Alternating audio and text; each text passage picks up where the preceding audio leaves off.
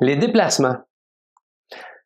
Tout déplacement de matériel ou de personne qui n'est pas directement relié à un système synchronisé consiste en un gaspillage.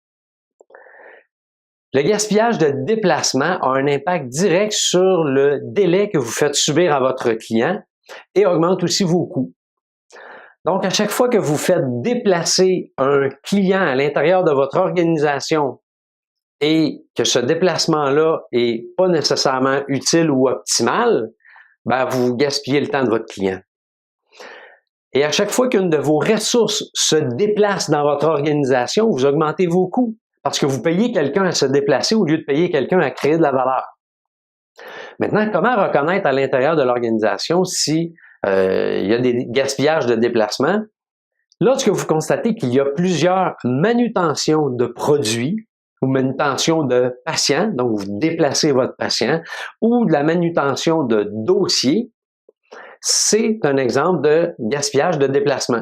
Lorsque les postes de travail ou les départements qui doivent interagir les uns avec les autres dans votre organisation sont éloignés ou sont isolés, nécessairement, ça va générer du gaspillage et votre personnel va devoir se déplacer.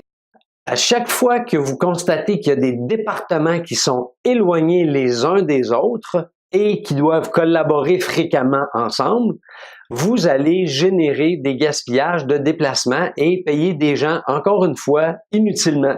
Lorsque vous constatez que le flux de travail est complexe et non linéaire dans votre organisation, vous générez des déplacements.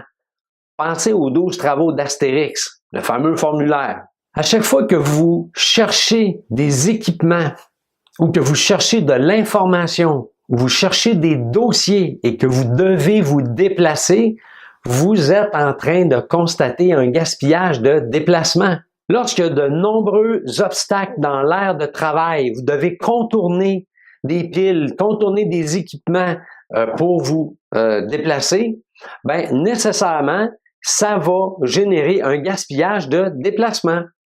Donc, on doit se rappeler que les gaspillages de déplacement ont un impact sur l'expérience que le client va vivre dans votre organisation. S'il doit se déplacer d'un département à l'autre dans l'organisation, pensez à différents services dans les établissements de la santé, par exemple, ou bien lorsque le produit doit parcourir plusieurs départements dans votre organisation pour être en mesure d'être créé, ça va augmenter le délai que vous faites subir à votre client et aussi pendant le temps que les humains vont se déplacer dans votre organisation. Quand je dis les humains, c'est votre personnel, bien nécessairement vous augmentez vos coûts parce que vous payez des gens à se déplacer au lieu de payer des gens à créer de la valeur.